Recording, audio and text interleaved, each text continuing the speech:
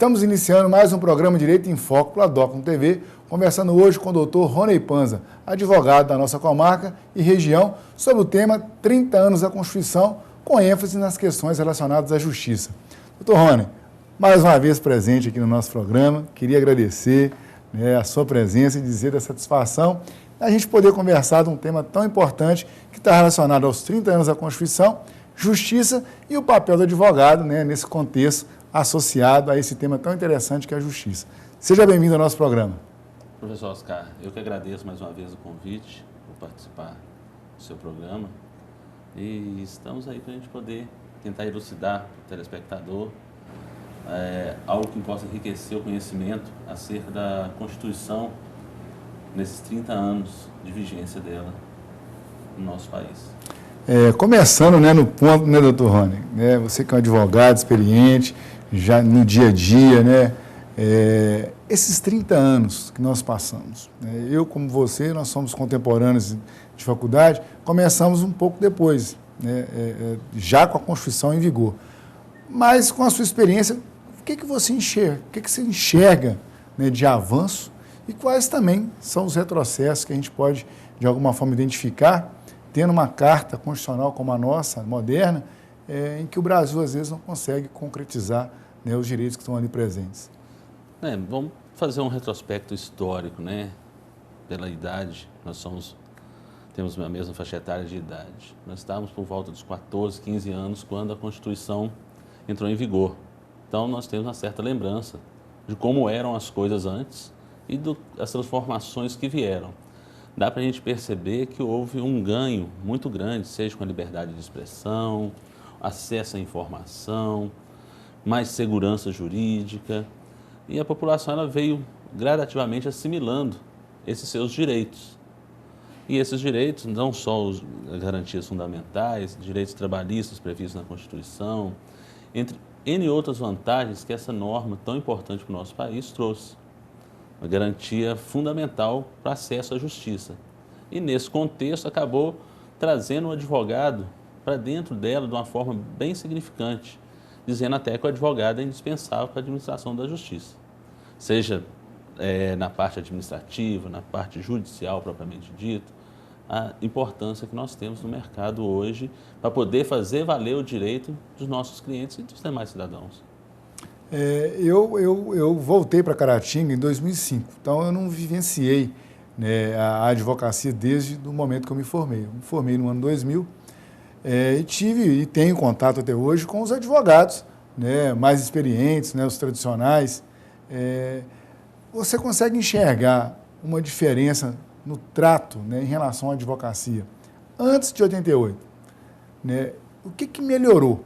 O advogado ele pode dizer que, com essa menção na Constituição, da indispensabilidade dele na condição da justiça, melhorou a questão do tratamento, os acessos do advogado, eles tiveram uma tratativa diferenciada, ou é algo que a gente tem que conquistar no dia a dia, os espaços presentes em que o advogado tem que estar hoje, a gente tem que manter uma luta constante para ser respeitado. Como é que você enxerga isso?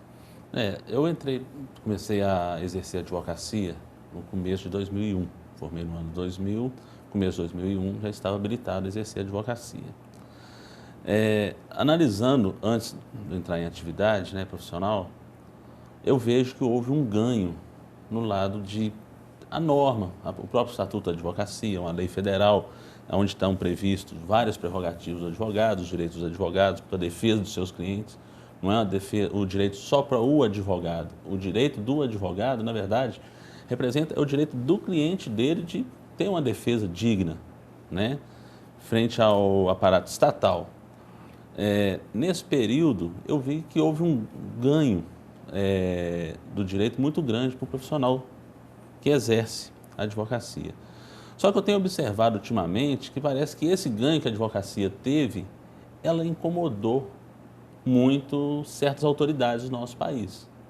Eu vejo que tem tido determinados direitos, prerrogativas do advogado, que tem alguns profissionais que estão querendo suprimidos.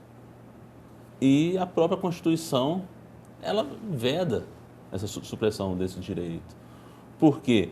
No artigo 5º da Constituição, nós temos vários direitos ali que só há como materializá-lo através do advogado.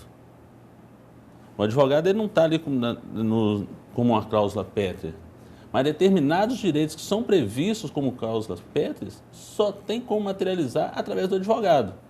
Então, se nós formos fazer uma analogia ou fazer uma interpretação extensiva, podemos até chegar, alguém pode achar até que é absurdo, mas o artigo 133 da Constituição, que prevê o advogado como indispensável para a administração da justiça, acaba tendo uma interpretação como sendo uma cláusula pétrea. Porque como você vai materializar um direito sem o profissional do direito? No caso, o advogado. Né?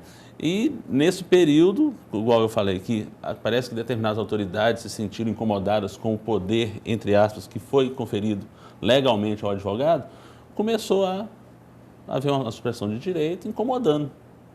Aí passou também o acesso à informação, aí passou a ter representações, valendo-se do que o nosso ordenamento jurídico prevê. O devido processo legal, ampla defesa. Sim, ampla defesa, contraditório, tudo garantia de direitos fundamentais previstos, só tem como exercer através do advogado.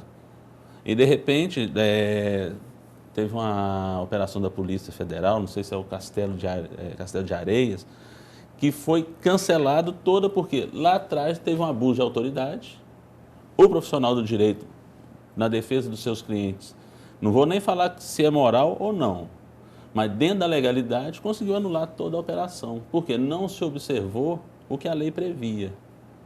Foi atropelando a qualquer custo, querendo chegar no objetivo para imputar, para penar alguém, e acabou anulando. O próprio STF anulou.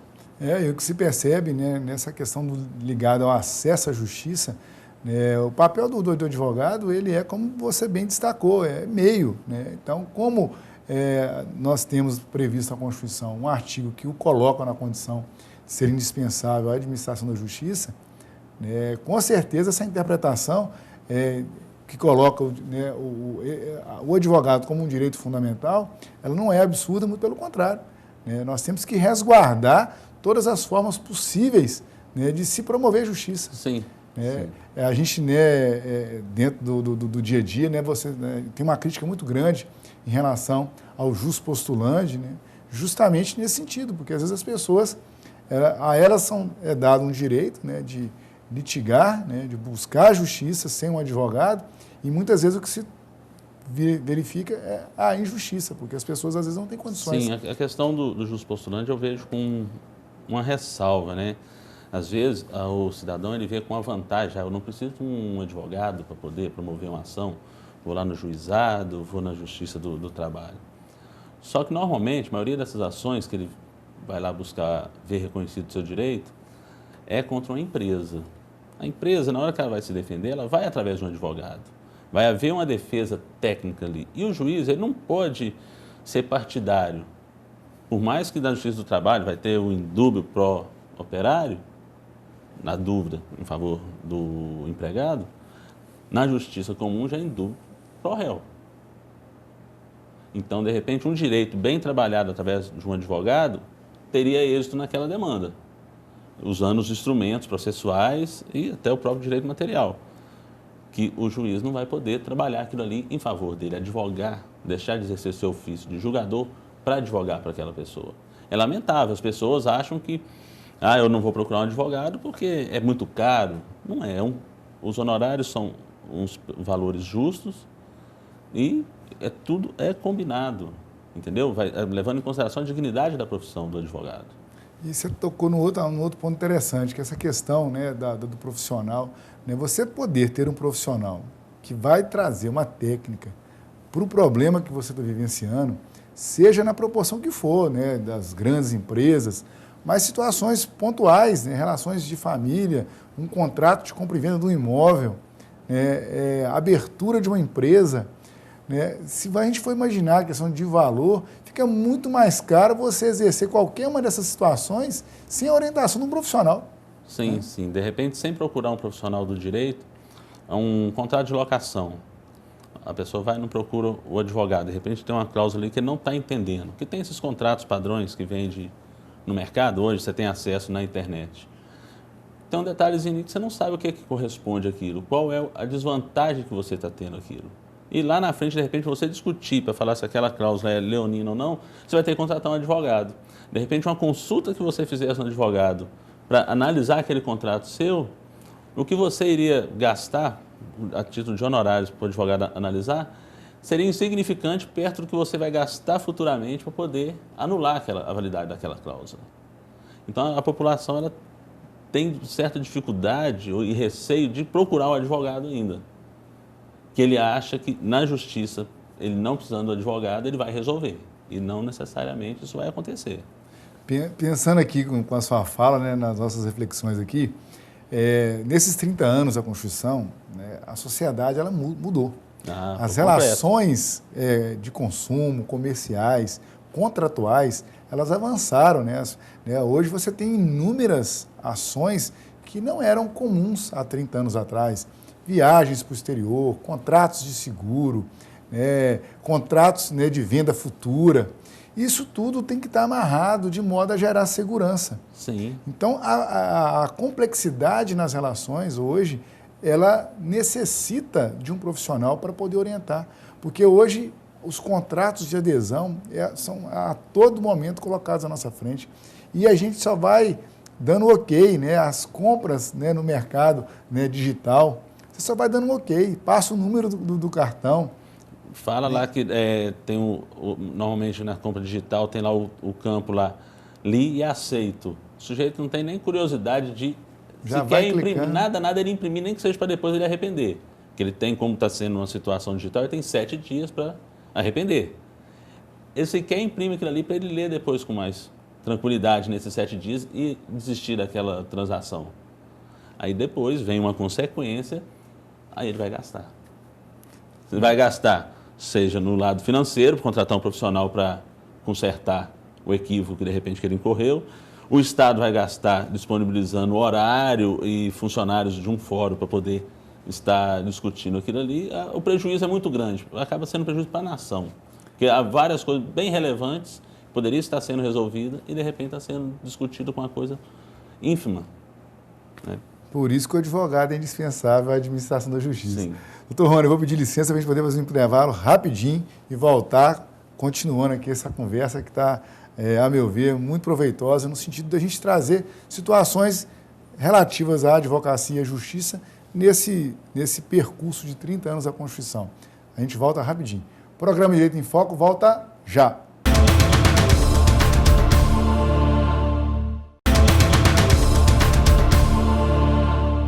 Voltamos para o segundo bloco do programa Direito em Foco pela Docum TV, conversando hoje com o Dr. Rony Panza sobre os 30 anos da Constituição, com ênfase nas questões relacionadas à justiça. Dr. Rony, no primeiro bloco, um grande panorama, né, acerca das questões em que a advocacia está envolvida, nesse avanço, nesse caminhar nesses 30 anos. Né, então, podemos aqui destacar algumas questões. E no finalzinho, né, elencamos, né, aquela condição já destacada na Constituição. A advocacia é indispensável à administração da justiça. Normalmente, muito remediando os problemas. Não seria melhor a gente ter uma atenção e tentar prevenir? Né? Como é que você enxerga isso aí? Com certeza, a prevenção ela é mais lucrativa para todo mundo. Né? Porque, para nós, profissional do direito, estar defendendo um cliente hoje, numa audiência, dentro de um processo, é uma coisa natural do nosso ofício. Para o cliente, aquilo ali gera um estresse, um desconforto bem considerável. Tanto que o cliente todo dia entra na internet, olha lá, doutor, meu processo não está andando. O processo não vai andar. Continuar ali. A tramitação dele é que vai estar lenta. E fica ansioso com aquilo ali. Eu tenho um exemplo clássico que eu falo para os meus clientes. Fui procurado certa vez por uma pessoa que queria discutir R$380. Aí o salário era R$465 na época. Eu falei, olha, o valor é X dos meus honorários. Ela, não, eu te pago. Ela me pagou o valor, eu peguei os 380 e dei para ela. Então, seu problema está resolvido. Não, eu quero que você proponha a ação, porque para mim não é a questão do direito ao dinheiro. Para mim, o que está em questão é a minha dignidade, é a minha honra. Eu quero que você entre com a ação para discutir essa situação que envolve esses R$380. Então, a gente tem que levar, nós como profissional do direito, respeitar o cliente, a vontade dele, mas aliado aí a gente tem que mostrar para ele que existem outros caminhos para resolver aquela questão, que não necessariamente é a propositura de uma ação judicial, que pode demorar 1, 2, 5, 10 anos e a situação dele não ser resolvida do jeito que ele pensa, que ele cria uma expectativa que de repente não é aquela interpretação que o juiz vai ter na sentença, não é a interpretação que o tribunal vai dar também em eventual recurso. Então, a advocacia preventiva, ela evita esses desgastes. Quase ninguém procura um advogado para casar. Para divorciar, a maioria das vezes vai procurar, ainda que seja extrajudicial, igual hoje é autorizado. Mas vai precisar do advogado. Igual agora a questão das mediações. Está em discussão lá no Congresso, para ser obrigatória a presença do advogado na mediação. E, de repente, a pessoa vai ali fazer um acordo numa audiência de mediação, onde ele está sendo altamente prejudicado e não está enxergando sobre outro ângulo aquele prejuízo que ele está tendo. Então, mais uma vez, ali está comprovado que o advogado é indispensável, sim, para a administração da justiça, sobre todos os aspectos. Nesse ponto é interessante a gente lembrar aquele ditado, né? O advogado é o primeiro juiz da causa, né? Sim, com certeza. Antes de propor a ação, ele já é o juiz da causa, ele já vai saber. Ele tem que analisar, igual, né, você disse, a gente às vezes deseja um monte de coisa, né? O cliente deseja, ele quer, mas a gente tem que dar o parâmetro. Sim, não podemos fazer tudo aquilo que o cliente quer, porque tem que haver a principal coisa que há de haver entre o cliente e o advogado é a confiança. Se perdeu a confiança do cliente junto ao advogado, não justifica aquela pessoa defender o seu direito, porque não vai dar certo. Já havendo confiança, tendo credibilidade, o resultado vai ser aquele que você esperava. Seja positivo ou negativo, nada o profissional vai conseguir te explicar aonde foi que o seu direito deixou de ser reconhecido daquela forma que você imaginava. Mas o direito, com certeza, foi aplicado ali através de uma decisão judicial.